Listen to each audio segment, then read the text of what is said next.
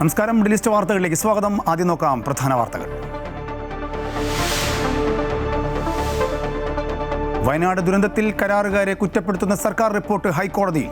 മണ്ണുമാറ്റാൻ ആവർത്തിച്ച് ആവശ്യപ്പെട്ടിട്ടും അവഗണിച്ചു എന്ന് വിമർശനം. പരിക്കേറ്റവർക്ക് ചികിത്സയും ഇരകൾക്ക് നഷ്ടപരിഹാരവും നൽകണമെന്ന് കോടതി. സർക്കാർ പ്രഖ്യാപിച്ച അന്വേഷണത്തിന് ദുരന്ത നിവാരണ പരിസ്ഥിതി സെക്രട്ടറിമാർ നേതൃത്വം നൽകും. കള്ളാടി ദുരന്തത്തിൽ ഒരു മൃതദേഹം കൂടി കണ്ടെത്തി. മരണം 7 വിഴിഞ്ഞം ഓഹരി കൈമാറ്റത്തിൽ പിണറായിക്ക് മുഖ്യമന്ത്രിയുടെ മറുപടി. സർക്കാർ അനുമതി നൽകിയിട്ടില്ല എന്നും അദാനിയെ അതൃപ്തി അറിയിച്ചിട്ടുണ്ടെന്നും വി ഡി സതീശൻ. LDF കാലത്തെ ഓഹരി കൈമാറ്റ വിവരം പിണറായി അറിഞ്ഞില്ലേ എന്നും ദേശാഭിമാനി വാർത്ത പരാമർശിച്ച് മുഖ്യമന്ത്രി. വിഴിഞ്ഞം അഴിമതി ആരോപണത്തെ തള്ളിപ്പറഞ്ഞ EP ജയരാജന്റെ നടപടിയിൽ പ്രതിരോധത്തിലായി CPM നേതൃത്വം. ജയരാജന്റെ നിലപാടിനെ പിന്തുണച്ച് PK ശ്രീമതി.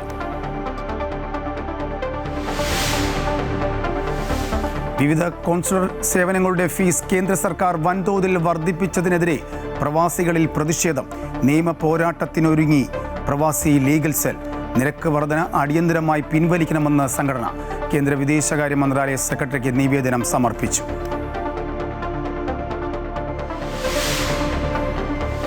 കുവൈറ്റിലെ ഇന്ത്യൻ എംബസി നൽകുന്ന കോൺസുലർ സേവനങ്ങൾ ജൂലൈ 19 വരെ നീട്ടി. ഈ കാലയളവിൽ അടിയന്തര സേവനങ്ങൾ മാത്രം സ്വീകരിക്കുന്നത്. Tatkal passport, NRI certificate, visa അപേക്ഷകൾ മാത്രം.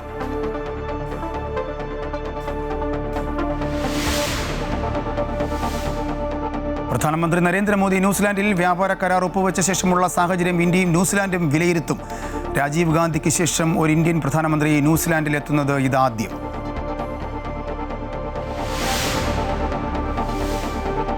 ലോകകപ്പ് ഫുട്ബോൾ ക്വാർട്ടറിൽ ഇന്ന് സ്പെയിൻ ബെൽജിയം പോരാട്ടം. മത്സരം രാത്രി 12:30 മുതൽ. ജയിക്കുന്ന ടീം സെമിയിൽ ഫ്രാൻസുമായി ഏറ്റുമുട്ടും.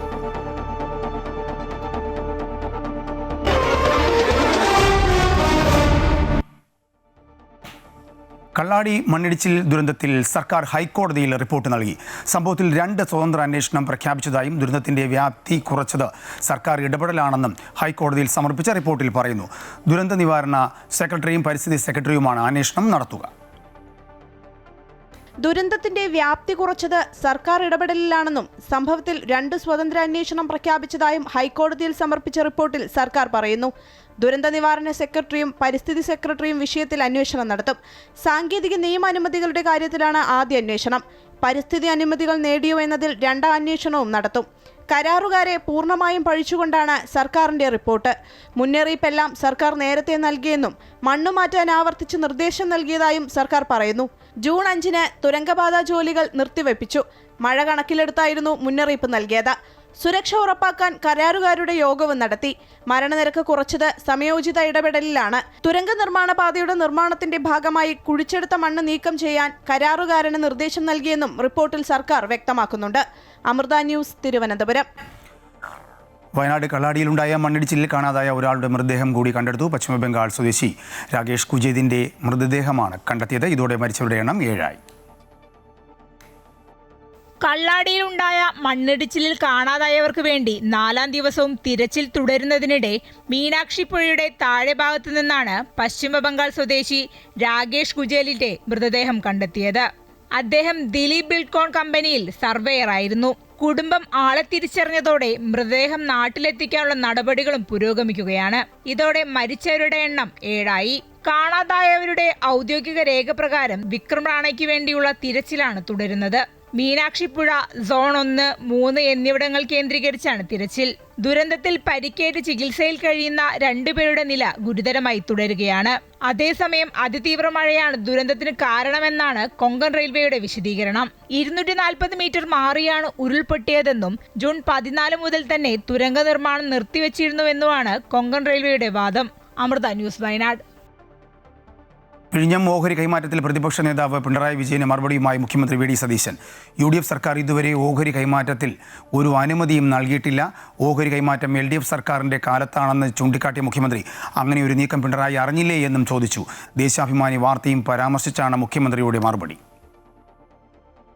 വിഴിഞ്ഞം ഓഹരി കൈമാറ്റത്തിൽ ഭരണ പ്രതിപക്ഷ വാക്പോരും ആരോപണ പ്രത്യാരോപണങ്ങളും അവസാനിക്കുന്നില്ല. ഓഹരി കൈമാറ്റത്തിലെ തുടർ നീക്കം സർക്കാർ അറിയിക്കണമെന്നാവശ്യപ്പെട്ട് കഴിഞ്ഞ ദിവസമാണ് പ്രതിപക്ഷ നേതാവ് പിണറായി വിജയൻ മുഖ്യമന്ത്രിക്ക് കത്തയച്ചത്. പ്രതിഷേധം ശക്തമാകുമ്പോഴും സർക്കാരിന്റെ മൗനം ദുരൂഹമെന്ന് പ്രതിപക്ഷ നേതാവ് ആരോപിച്ചിരുന്നു. ഈ ആരോപണങ്ങൾക്കാണ് മുഖ്യമന്ത്രി ഇന്ന് മറുപടി നൽകിയത്. അദാനി ഗ്രൂപ്പ് സർക്കാരിന്റെ മുൻകൂർ അനുമതി ഇല്ലാതെയാണ് ഓഹരി കൈമാറ്റ നടപടികൾ തുടങ്ങിയതെന്നും ഇക്കാര്യത്തിൽ അവരെ അതൃപ്തി അറിയിച്ചിട്ടുണ്ടെന്നും മുഖ്യമന്ത്രി കത്തിൽ ചൂണ്ടിക്കാട്ടി. അദാനി നൽകിയ അപേക്ഷയുടെ വിശദാംശങ്ങൾ പരിശോധിക്കാൻ ചീഫ് സെക്രട്ടറി നേതൃത്വത്തിൽ എംപവേർഡ് കമ്മിറ്റിയെ ചുമതലപ്പെടുത്തിയിട്ടുണ്ടെന്നും സംസ്ഥാന താൽപര്യം മുൻനിർത്തി മാത്രമേ തുടർ നടപടികൾ സ്വീകരിക്കുകയുള്ളൂവെന്നും മുഖ്യമന്ത്രി കത്തിൽ ചൂണ്ടിക്കാട്ടി. അതേസമയം വിഴിഞ്ഞം തുറമുഖത്ത് അദാനിയും MSC കമ്പനിയും തമ്മിലുള്ള ഓഹരി കൈമാറ്റവുമായി ബന്ധപ്പെട്ട ചർച്ചകൾ ഇടതു സർക്കാരിന്റെ കാലത്ത് തന്നെ ആരംഭിച്ചുവെന്ന് മുഖ്യമന്ത്രി VD സതീശൻ കത്തിൽ പരാമർശിക്കുന്നുണ്ട്. കഴിഞ്ഞ LDF സർക്കാരിന്റെ കാലത്ത് സംഘടിപ്പിച്ച വിഴിഞ്ഞം കോൺക്ലേവിൽ MSC കമ്പനിയിലെ പ്രമുഖർ പങ്കെടുത്തതും ദേശാഭിമാനി പത്രത്തിലെ സർക്കാരിന്റെ ദീർഘവീക്ഷണത്തെ പ്രശംസിച്ചുകൊണ്ട് ദേശാഭിമാനി മുഖപ്രസംഗം എഴുതിയതും മുഖ്യമന്ത്രി ചൂണ്ടിക്കാട്ടി. അന്ന് മുഖ്യമന്ത്രിയായിരുന്ന പിണറായി വിജയൻ അറിയാതെ ഇത്തരം ചർച്ചകൾ നടക്കുമോ എന്നും VD സതീശൻ ചോദിക്കുന്നു. അമൃത ന്യൂസ്, തിരുവനന്തപുരം. കശുവണ്ടി അഴിമതി പ്രോസിക്യൂഷൻ ഉത്തരവിൽ കോടതിയുടെ നിരുപാധികം മാപ്പ് ചോദിച്ച് K. ബിജു IAS. ആദ്യ ഉത്തരവ് അനുചിതമായെന്നും തിരുത്തി പുതിയ ഉത്തരവ് ഇറക്കിയെന്നും വകുപ്പ് സെക്രട്ടറി മറുപടി നൽകി.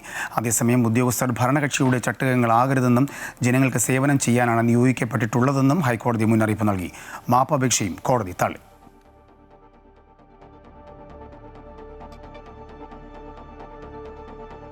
ആറന്മുള വിമാനത്താവള പദ്ധതി വീണ്ടും സജീവ ചർച്ചയാകുന്നു. വിവാദ പദ്ധതി പ്രദേശത്ത് ഭൂവുടമ എബ്രഹാം കലമണ്ണിൽ ഡ്രോൺ സർവേ നടത്തിയതോടെയാണ് സംഭവം വീണ്ടും ചർച്ചയാകുന്നത്. ആരെയും കുടിയൊഴിപ്പിക്കേണ്ട സാഹചര്യം നിലവിലില്ല എന്ന് തെളിയിക്കാനാണ് സർവേ എന്നാണ് വിശദീകരണം. എന്നാൽ വീണ്ടും ഒരു ജനകീയ പ്രക്ഷോഭത്തിന് വഴിവെക്കുന്ന നീക്കത്തിനെതിരെ BJPയും CPMഉം രംഗത്ത് വന്നിട്ടുണ്ട്.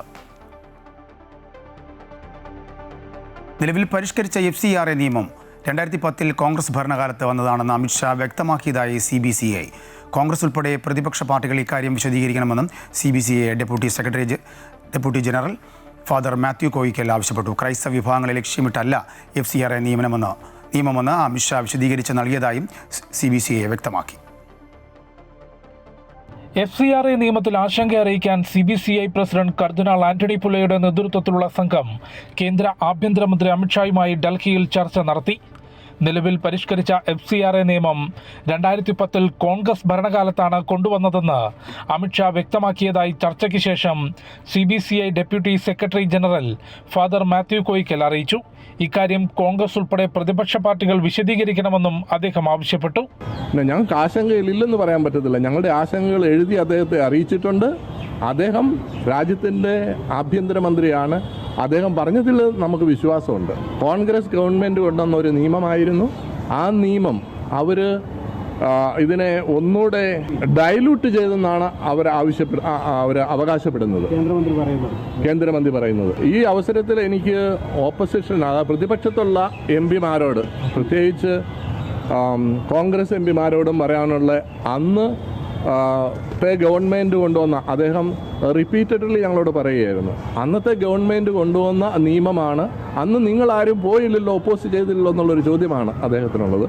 ക്രൈസ്തവ വിഭാഗങ്ങളെ ലക്ഷ്യമിട്ടല്ല FCRA നിയമ ഭേദഗതിയെന്നും അമിത്ഷാ ചർച്ചയിൽ പറഞ്ഞു.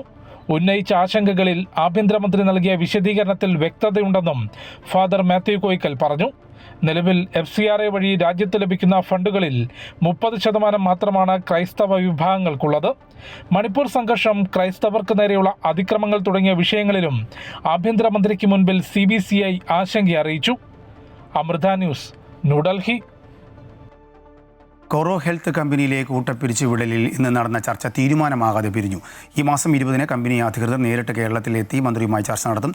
രാജ്യാന്തര തലത്തിലെ സാമ്പത്തിക പ്രതിസന്ധിയാണ് പിരിച്ചുവിടലിന് നിർബന്ധിതരാക്കിയതെന്ന് കോറോ ഹെൽത്ത് അധികൃതർ സർക്കാരിനെ അറിയിച്ചു. എന്നാൽ കമ്പനി ലാഭത്തിലാണ് പ്രവർത്തിക്കുന്നതെന്ന് മന്ത്രി ബിന്ദു കൃഷ്ണ വ്യക്തമാക്കി.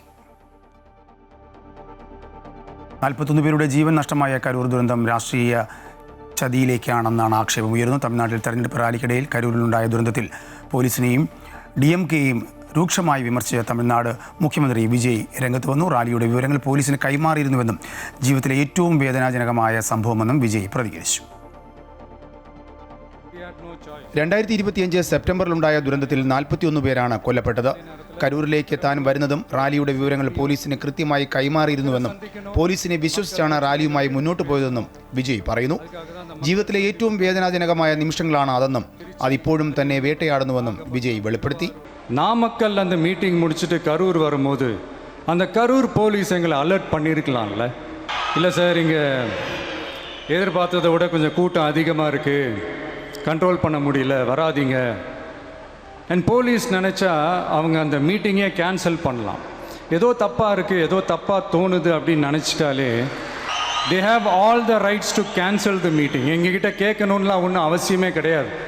ஆனால் அதையெல்லாம் எதுவுமே செய்யாமல் அந்த ஹைவேல இருந்த அந்த ஸ்பாட்டுக்கு போலீஸே எங்களை உள்ளே கூட்டிகிட்டு வந்து விட்டு அந்த நாடகம்லாம் இருக்குது பாருங்க. കരൂരിലേക്ക് കടക്കുമ്പോൾ സുരക്ഷാ പ്രശ്നമുണ്ടായിരുന്നുവെങ്കിൽ പോലീസിനെ തടയാമായിരുന്നുവെന്നും അവർക്ക് കരൂരിലെ സ്ഥിതിയെക്കുറിച്ച് തന്നോട് പറയാമായിരുന്നുവെന്നും വിജയ് പ്രതികരിക്കുന്നു. നിയന്ത്രണാതീതമാണെങ്കിൽ പരിപാടി റദ്ദാക്കാൻ അവർക്ക് എല്ലാ അവകാശവും ഉണ്ടായിരുന്നു. പക്ഷേ അവരത് ചെയ്തില്ല. പകരം തന്നെ അവിടേക്ക് എത്തിച്ചുവെന്നും വിജയ് കുറ്റപ്പെടുത്തി. ഇതിൽ ചതിയുണ്ടായിരുന്നുവെന്നും ആരാണ് ശരിക്കും അതിന് ഉത്തരവാദികളെന്നും ആരാണ് അതിന് പദ്ധതിയിട്ടതെന്നും വിജയ് ചോദിച്ചു. DMKയും പോലീസും ചേർന്ന് നടത്തിയ ഗൂഢാലോചനയാണ് കരൂരിൽ ദുരന്തമുണ്ടായതെന്ന് സംശയിക്കേണ്ടിയിരിക്കുന്നുവെന്നും വിജയ് ആരോപിച്ചു. എല്ലാവരും തന്നെ കുറ്റപ്പെടുത്തിയെന്നും സ്റ്റാലിൻ രാഷ്ട്രീയം കളിച്ചുവെന്നും വിജയ് തുറന്നടിച്ചു. അതേസമയം കരൂർ ദുരന്തത്തിൽപ്പെട്ടവരുടെ ആശ്രിതർക്ക് സർക്കാർ ജോലി നൽകുമെന്ന വിജയുടെ പ്രഖ്യാപനം രാഷ്ട്രീയ വിവാദങ്ങൾക്ക് തുടക്കമിട്ടിട്ടുണ്ട്. നിലവിൽ നടക്കുന്ന അന്വേഷണങ്ങളെ സ്വാധീനിക്കുവാനുള്ള നടപടിയാണ് വിജയുടേതെന്നാണ് DMKയുടെ ആരോപണം. അതേസമയം DMKയുടെ നേതൃത്വത്തിലുള്ള മുൻ സർക്കാരിൻ്റെ അഴിമതികളെക്കുറിച്ച് ചൂണ്ടിക്കാട്ടിയ അദ്ദേഹം പുതിയ സർക്കാരിലൂടെ തമിഴ്നാടിനെ അഴിമതിരഹിത സംസ്ഥാനമാക്കി മാറ്റുമെന്നും പ്രഖ്യാപിച്ചു. News desk Amrita news. ത്രിരാഷ്ട്ര സന്ദർശനത്തിൻ്റെ ഭാഗമായി പ്രധാനമന്ത്രി നരേന്ദ്രമോദി ന്യൂസിലാൻഡിലെത്തി. വിമാനത്താവളത്തിലെത്തിയ പ്രധാനമന്ത്രിയെ ന്യൂസിലാൻഡ് പ്രധാനമന്ത്രി ക്രിസ്റ്റഫർ ലക്സൺ നേരിട്ടെത്തി സ്വീകരിച്ചു. ഇന്ത്യ ന്യൂസിലാൻഡ് വ്യാപാര കരാർ ഒപ്പുവെച്ച ശേഷമുള്ള സാഹചര്യം ഇരുവരും വിലയിരുത്തും. രാജീവ് ഗാന്ധിക്ക് ശേഷം ഒരു ഇന്ത്യൻ പ്രധാനമന്ത്രി ന്യൂസിലാൻഡിലെത്തുന്നത് ഇതാദ്യമായിട്ടാണ്. 4 പതിറ്റാണ്ടിന്റെ ഇടവേളയ്ക്ക് ശേഷമാണ് ഒരു ഇന്ത്യൻ പ്രധാനമന്ത്രി ന്യൂസിലാൻഡിൽ ഔദ്യോഗിക സന്ദർശനത്തിനെത്തുന്നത്. ഓക്ലാൻഡ് വിമാനത്താവളത്തിലിറങ്ങിയ പ്രധാനമന്ത്രിയെ ന്യൂസിലാൻഡ് പ്രധാനമന്ത്രി ക്രിസ്റ്റഫർ ലക്സൺ സ്വീകരിച്ചു. കഴിഞ്ഞ വർഷം മാർച്ചിൽ ക്രിസ്റ്റഫർ ലക്സൺ ഇന്ത്യ സന്ദർശിച്ചിരുന്നു. അടുത്തിടെ ഒപ്പുവെച്ച ചരിത്രപരമായ സ്വതന്ത്ര വ്യാപാര കരാറും ഒപ്പം മോദിയുടെ സന്ദർശനവും ഇരു രാജ്യങ്ങളും തമ്മിലുള്ള ബന്ധം പുതിയ തലത്തിലേക്ക് ഉയർത്തിയിട്ടുണ്ട്. 2 ദിവസത്തെ സന്ദർശനത്തിനിടെ ഇരുവരും വിപുലമായ ഉഭയകക്ഷി ചർച്ചകൾ നടത്തും. അടുത്തിടെ ഒപ്പുവെച്ച സ്വതന്ത്ര വ്യാപാര കരാറിന്റെ പശ്ചാത്തലത്തിൽ സാമ്പത്തിക പ്രതിരോധ മേഖലകളിൽ കൂടുതൽ ശക്തമായ പങ്കാളിത്തം ലക്ഷ്യമിട്ടാണ് 2 ദിവസത്തെ സന്ദർശനം. വ്യാപാരം, വാണിജ്യം, പ്രതിരോധം തുടങ്ങിയ മേഖലകളിലെ പുരോഗതിയും വിലയിരുത്തും. ഇതോടൊപ്പം പ്രമുഖ ബിസിനസ്സുകാരുമായും കായിക പ്രതിഭകളുമായും മോദി കൂടിക്കാഴ്ച നടത്തും. ന്യൂസിലാൻഡിലെ ഇന്ത്യൻ സമൂഹത്തെയും പ്രധാനമന്ത്രി അഭിസംബോധന ചെയ്യും. ഇന്തോനേഷ്യ, ഓസ്ട്രേലിയ സന്ദർശനങ്ങൾക്ക് ശേഷമാണ് മോദി ന്യൂസിലാൻഡിൽ എത്തിയത്. ഇന്ത്യയുടെ ആക്ട് ഈസ്റ്റ് നയവും മഹാസാഗർ ദർശനവും കൂടുതൽ ശക്തമാക്കുന്നതാണ് പ്രധാനമന്ത്രിയുടെ ത്രിരാഷ്ട്ര പര്യടനം. ഇന്തോനേഷ്യയിൽ 14 തന്ത്രപ്രധാന കരാറുകളിലും ഓസ്ട്രേലിയയിൽ വെച്ച് സിവിൽ ആണവോർജ്ജ കരാറിലും ഇന്ത്യ ഒപ്പുവെച്ചിരുന്നു. ഇൻഡോ പസഫിക് മേഖലയിലെ സുരക്ഷയും സമാധാനവും മുൻനിർത്തിയുള്ള ഇന്ത്യയുടെ നയതന്ത്ര വിജയമായാണ് ഈ സന്ദർശനം വിലയിരുത്തപ്പെടുന്നത്. News desk Amrita news. സ്പെയിനിലെ അൽമേരിയ പ്രവിശ്യയിലുണ്ടായ കാട്ടുതീയിൽ വിനോദസഞ്ചാരികളടക്കം 12 പേർ വെന്തു മരിച്ചു.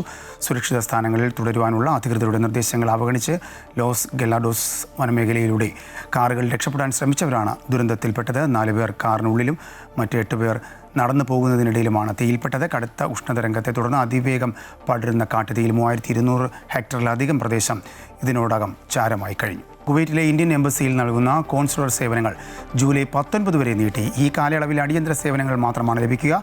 കോൺസുലർ വിഭാഗം രാവിലെ 9 മുതൽ 12 വരെ മാത്രമേ അടിയന്തര കേസുകൾ പരിഗണിക്കൂ എന്നും എംബസി അറിയിച്ചു. നേരത്തെ ജൂലൈ 1 മുതൽ കോൺസുലർ സേവനങ്ങളുടെ കരാർ DU ഗ്ലോബൽ ഡിജിറ്റൽ കമ്പനിക്ക് നൽകിയിരുന്നു. എന്നാൽ സാങ്കേതിക കാരണങ്ങളാൽ സേവനങ്ങൾ എംബസിയിൽ നിന്നും നൽകി വരികയാണ്. ഈ ക്രമീകരണമാണ് ഇപ്പോൾ ജൂലൈ 19 വരെ ദീർഘിപ്പിച്ചത്. Tatkal passport, NRI certificate, visa അപേക്ഷകൾ മാത്രമാണ് ഇപ്പോൾ സ്വീകരിക്കുക. സാധാരണ പാസ്പോർട്ട് അറ്റസ്റ്റേഷൻ, റെഗുലർ വിസ സേവനങ്ങൾ ഈ കാലയളവിൽ ലഭ്യമല്ല.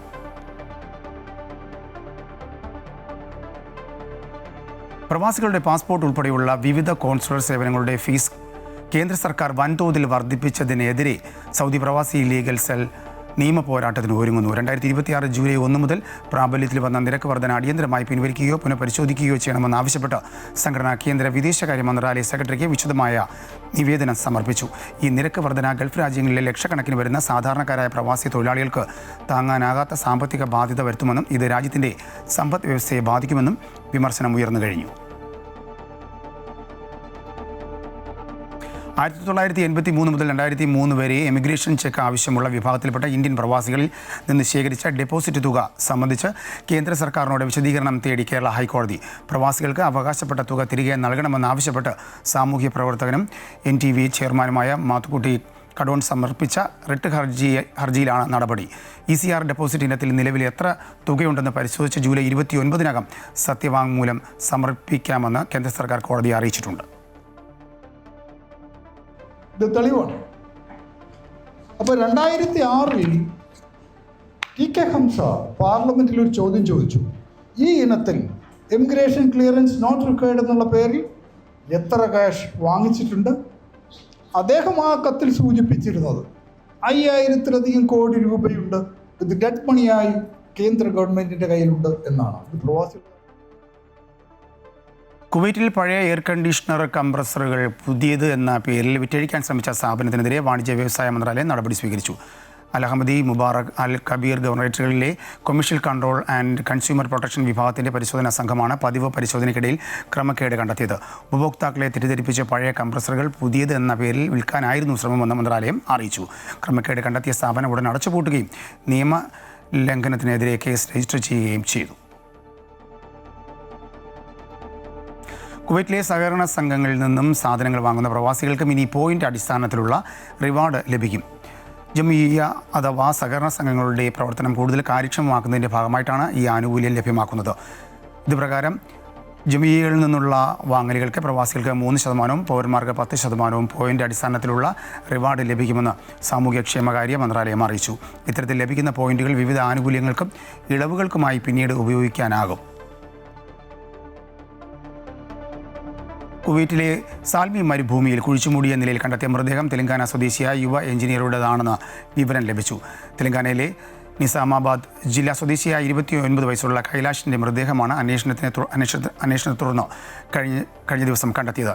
സംഭവത്തിൽ ഇതേ നാട്ടുകാരനായ 30-കാരനെ കുവൈറ്റ് കുറ്റാന്വേഷണ വിഭാഗം അറസ്റ്റ് ചെയ്തു. എന്നാൽ മുഖ്യപ്രതിയായ ഇയാളുടെ പിതാവ് ഗണേഷ് എന്നയാൾ ഇന്ത്യയിലേക്ക് കടന്നു കളഞ്ഞുവെന്ന് പോലീസ് അറിയിച്ചു.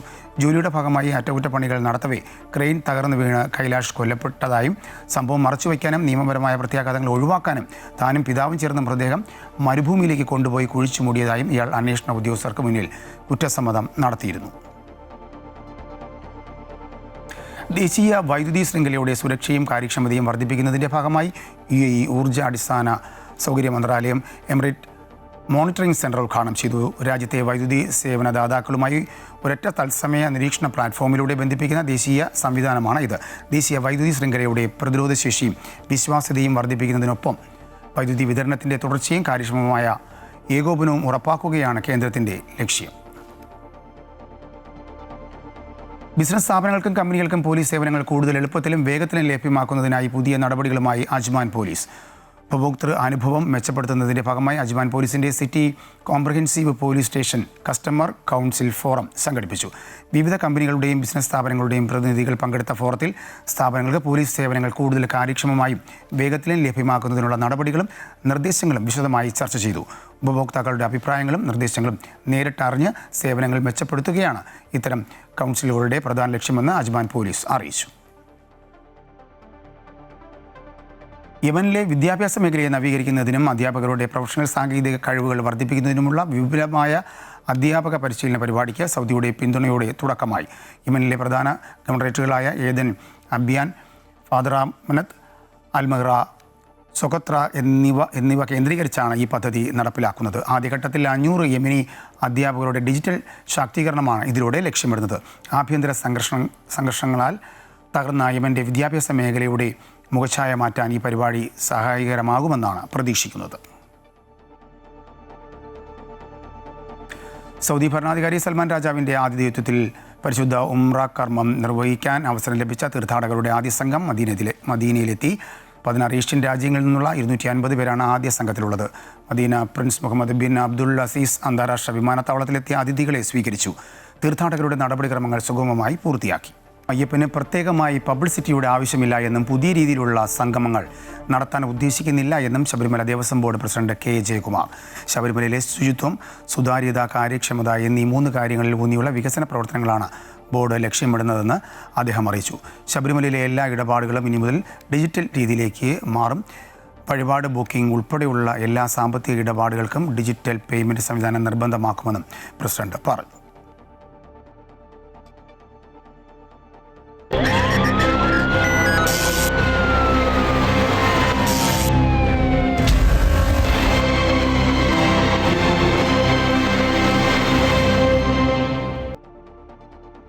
ഓപ്പറേഷൻ തൂഫാന് പിന്തുണയുമായി ദക്ഷിണേന്ത്യൻ സംസ്ഥാന ആഭ്യന്തര വകുപ്പ് വിളിച്ച യോഗത്തിൽ വിവിധ സംസ്ഥാനങ്ങളിലെ പോലീസ് മേധാവിമാർ പങ്കെടുത്തു. തൂഫാനിൽ കേന്ദ്ര ഏജൻസികളും ദക്ഷിണേന്ത്യൻ സംസ്ഥാനങ്ങളിലെ പോലീസ് മേധാവിമാരും ചേർന്നുള്ള വലിയ ഓപ്പറേഷനാണ് അടുത്ത ഘട്ടം. ലക്ഷ്യം കേരളത്തിലേക്ക് മയക്കുമരുന്ന് കൊണ്ടുവരുന്നതിനുള്ള സാഹചര്യങ്ങൾ പൂർണ്ണമായും ഇല്ലാതാക്കൽ. ബസ്, ട്രെയിൻ, വിമാനം, ബോട്ട് തുടങ്ങിയ മാർഗങ്ങളിൽ മയക്കുമരുന്ന് എത്തുന്നത് തടയുന്നതിന് വിപുലമായ പരിപാടികൾ നടപ്പിലാക്കും. വലിയ തോതിലുള്ള നമ്മുടെ സംസ്ഥാനത്തേക്ക് മയക്കുമരുന്ന് കടന്നു വരുന്നതിനുള്ള സാഹചര്യങ്ങളെ പരിപൂർണമായി ഇല്ലാതാക്കുക, അതിനുള്ള എല്ലാ ലൂപ്പ് ഹോൾസും അടയ്ക്കുക, നമ്മുടെ അതിർത്തികൾ പൂർണ്ണമായി സംരക്ഷിക്കപ്പെടുക. ഇപ്പോൾ ബസ്സിൽ, ട്രെയിനിൽ, വിമാനത്തിൽ, ബോട്ടുകളിൽ ഒക്കെ വരുന്ന എല്ലാ സാധ്യതകളെയും അടച്ചുകൊണ്ട് കേരളം പരിപൂർണമായും ഒരു ഡ്രഗ് ഫ്രീ സ്റ്റേറ്റാക്കി മാറ്റാനുള്ള നടപടിയുമായിട്ടാണ് ഓപ്പറേഷൻ തൂഫാൻ അടുത്ത ഘട്ടം മുന്നോട്ട് പോകുന്നത്. ഓപ്പറേഷൻ തൂഫാൻ ശക്തമായതോടെ പുതിയ മാർഗങ്ങൾ കണ്ടെത്തുകയാണ് മയക്കുമരുന്ന് കടത്തുകാർ. ഓൺലൈനിലും കൊറിയറിലുമായി ലഹരി മരുന്ന് എത്തിക്കുന്നുണ്ട്. അതിനൊക്കെയും വലയിലാക്കും. പല വൻകിടക്കാരെയും പരിശോധനയിൽ കണ്ടെത്താൻ കഴിഞ്ഞിട്ടുണ്ട്. ഡോക്ടർമാരുടെ കുറിപ്പടിയില്ലാതെ ഒരു മരുന്നും വിതരണം ചെയ്യാൻ പാടില്ലെന്ന് ആഭ്യന്തരമന്ത്രി വീണ്ടും ഓർമ്മിപ്പിച്ചു. ക്യാൻസർ മരുന്ന് വരെ മെഡിക്കൽ സ്റ്റോറിൽ നിന്നും വാങ്ങി ലഹരി ഉപയോഗിക്കുന്നവർ ഉപയോഗിക്കുന്നുണ്ട്. ഇക്കാര്യത്തിൽ മെഡിക്കൽ ഷോപ്പ് ഉടമകൾ ജാഗ്രത പാലിക്കണം. ഇതു സംബന്ധിച്ച് ആരോഗ്യമന്ത്രിയുമായി സംസാരിച്ചിട്ടുണ്ട്. വേണ്ടി വന്നാൽ സംയുക്തമായി ഓപ്പറേഷൻ നടത്തുമെന്നും രമേശ് ചെന്നിത്തല പറഞ്ഞു. പോലീസിന്റെ ക്രമസമാധാന പാലന പരിപാടികൾക്ക് തൂഫാന്റെ പ്രവർത്തനം തടസ്സമാകുന്നില്ലെന്നും പോലീസിൽ തൂഫാനായി ഒരു ടാസ്ക് ഫോഴ്സ് ഉണ്ടാക്കുമെന്നും ചെന്നിത്തല വ്യക്തമാക്കി. അമൃത ന്യൂസ്, തിരുവനന്തപുരം.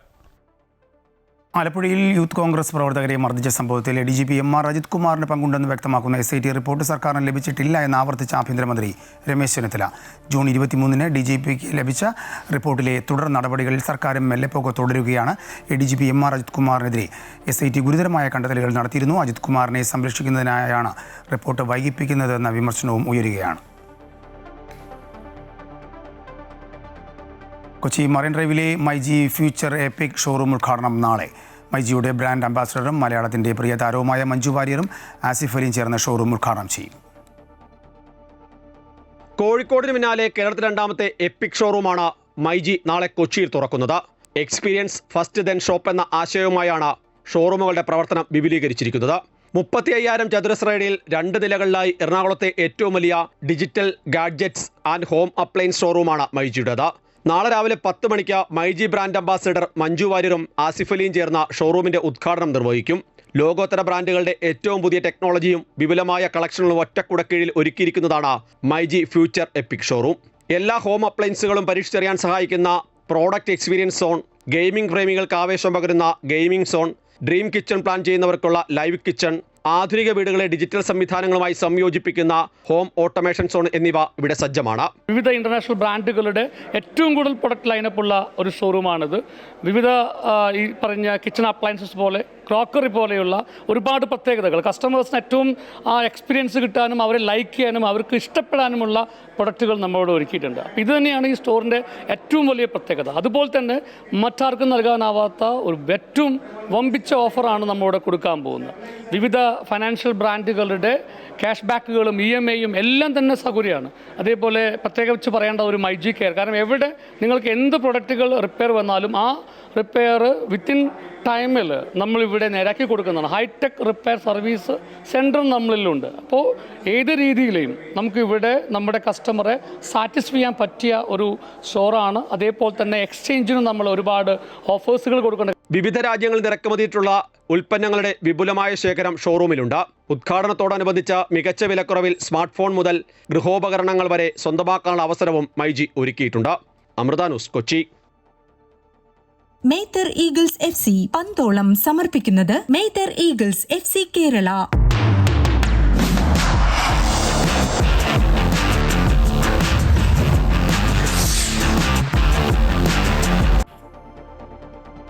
ലോകകപ്പ് രണ്ടാം ക്വാർട്ടറിൽ മുൻ ലോക ചാമ്പ്യന്മാരായ സ്പെയിനും ബെൽജിയവും തമ്മിൽ അല്പസമയത്തിനകം ഏറ്റുമുട്ടും. ലോകകപ്പ് ചരിത്രത്തിൽ ഒരു ലോകകപ്പിൻ്റെ ആദ്യ 6 മത്സരങ്ങളിലും ഗോൾ വഴങ്ങാത്ത ക്ലീൻ ഷീറ്റ് നിലനിർത്തുന്ന ആദ്യ പുരുഷ ടീമെന്ന റെക്കോർഡുമായിട്ടാണ് സ്പെയിൻ ഇപ്പോൾ ക്വാർട്ടറിലെത്തിയിരിക്കുന്നത്.